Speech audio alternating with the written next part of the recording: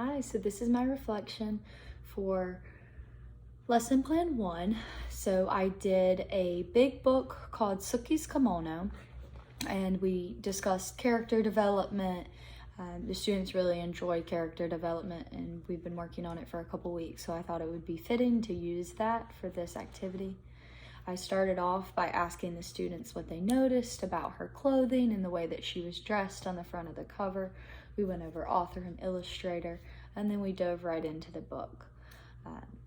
Suki's Obikon, which is her grandmother, takes her and gets her all these different fabrics that go into her kimono, and she also has a scarf that she wears to school.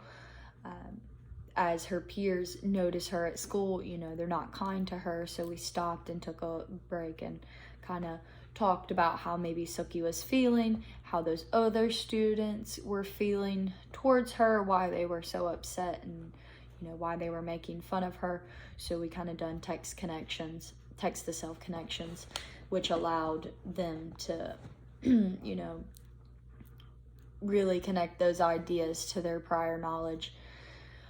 Then after that book concluded, I gave them time to think, pair, share on a time that, maybe somebody wasn't kind to them, and how they felt after the fact.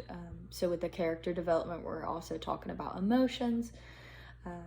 My classroom management was pretty good. It could have been better. My only thing was, once I had them convene on the rug, I didn't really give them the clearest instructions to get up from the rug to grab their journals. So looking forward, I will make sure that next time I do that, I will give clear instructions before I have them move off the carpet.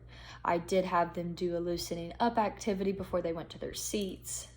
They did get a little bit rowdy during the book, but we had a little technical difficulty go on, so it wasn't their fault. It was definitely mine, and I will be better prepared for that next time.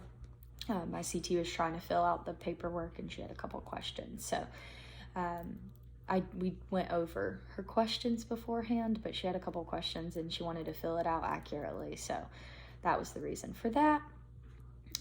But overall, the lesson went really well. After the book and they grabbed their reading response journals, I had them think back to a time where they did something maybe with their family and they wanted to share that with their peers, and maybe that was in kindergarten or their friends. So I got to read some of the responses, and that was really interesting to see some of the ideas that they had in their brains. But overall, the lesson went really well, and I can't wait for lesson 2.